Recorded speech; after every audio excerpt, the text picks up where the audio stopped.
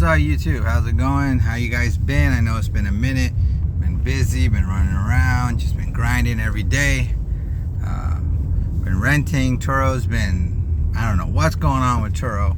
It's been up and down. But today I'm talking to you guys about how I actually got paid to drive a car for 2 years and came out pretty well, way ahead. Almost over $2,500 ahead, not even including the Turo rentals I had. So the story I'm going to tell you is about this car right here, which is a 2020 Honda Civic Si. I actually got a lease on this car.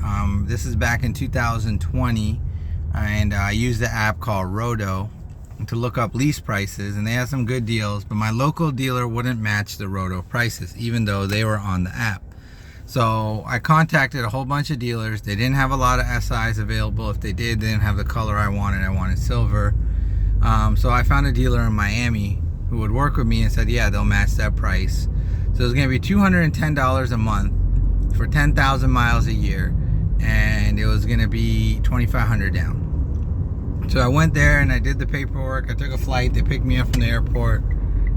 It was great service. In a few hours, I was out of there with my brand new 2020 Civic Si. I brought it back. I didn't list it for a while because I actually really liked the car and I didn't want to get messed up. And then I listed it. And it would rent. It wasn't something that was a really popular rental. It would rent steadily, maybe like once or twice a month. And the good thing was it did have some really long rentals, like over a month. The reason being it was a manual, so a lot of people weren't looking for manuals, and it's kind of hard to rent out a manual. Most tourists don't know how to drive manuals, so it's like you're kind of appealing to a small crowd. So anyway, it rented for a while, and it kind of stopped renting. It didn't have much, and things have gotten tight, so I needed some money, and I started looking around to see how much I could sell out my lease. Now, if you have a Honda lease, you can only sell it out to either a Honda or Acura dealer.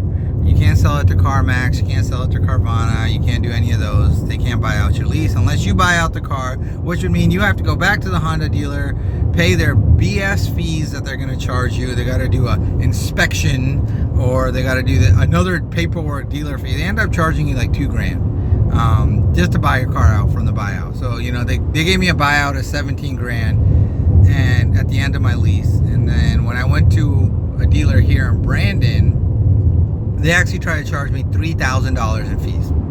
$3,000. So they said I could buy out my car for $21,000, even though my buyout was 17 and change. So I said, okay, that's BS. And they're like, but we'll buy your car for 26 and give you the difference. And cut you a check for like $6 or $7,000. And I was like, yeah, I don't trust you guys. And so I don't really recommend dealing with them. So I went to my local dealer again, the one that was trying to charge me $400 some for a Civic Si lease back 2 years ago. And I told them I'm trying to buy it out. They saw the car, they fell in love. I stood firm on my price of $30,000. I want $30,000, even though when I signed the paperwork for the Si, it was 27. So I'm like, I want $30,000. That's after driving the car for 2 years, getting 24,000 miles on it, and renting it. So what happens is they come back with an offer at 29. We meet in the middle, 29.5. So I ended up selling them the car, and they cut me a check for a little over $10,000. That means all the money I paid, which was $210 a month for about, I would say about 26 months. So that's about $7,000 right there in money, plus the $2,500 down. I got back.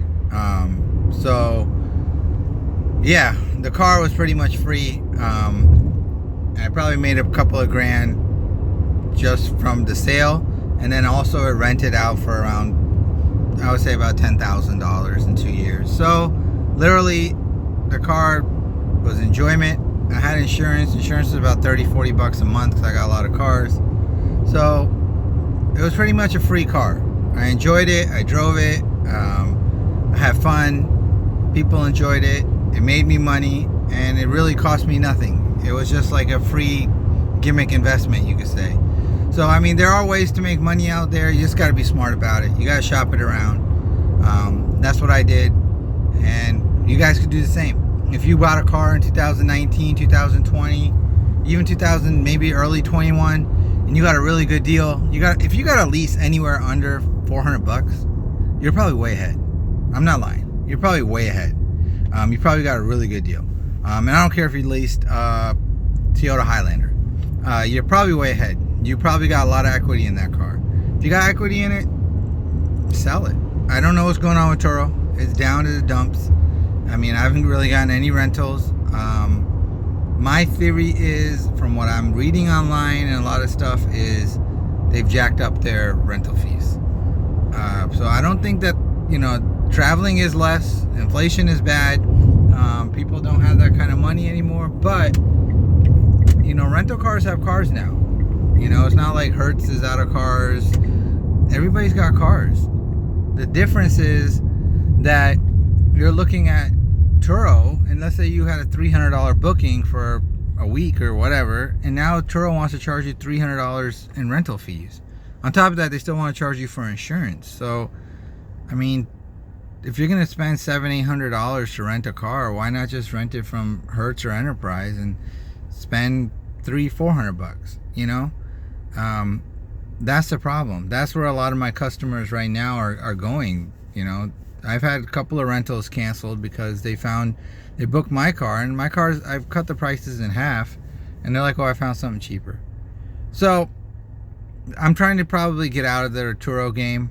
I'm trying to sell a lot of my cars. It's not that it's a lot of headache or anything, but it's just, if I have cars sitting there not making me money, then it's not doing anything for me. If my cars aren't renting, if I got 5 cars on the app and I have 1 rental for the whole month or 2 rentals, it's not doing us any benefit. I'm blowing through money. Insurance, I still got to pay insurance on all these 5 cars. These cars got payments, they got notes on them. So that's why I recommend, right now is not the time to do Turo.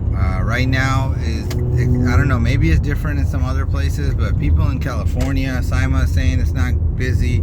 I'm in Florida, I'm in Tampa. Tampa's booming, and it's not busy. And my prices, I've cut them down so much. I'm actually doing more rentals to friends and family through Turo than I'm doing, and that's just like short, small rentals that I'm actually doing on the app. So yeah, factor all that in. If you got a lease, turn it in, go back to your dealer, see if they'll buy it out from you, make some cash. If you got a car that you bought in 2020 and it's extra, you bought it for Turo, sell it, man. Sell it right now. You got the opportunity right now. Money is good. I don't know how long it's going to last. Things are coming down. The housing market's coming down, so I'm sure the car market's going to be next. All right, guys, take care.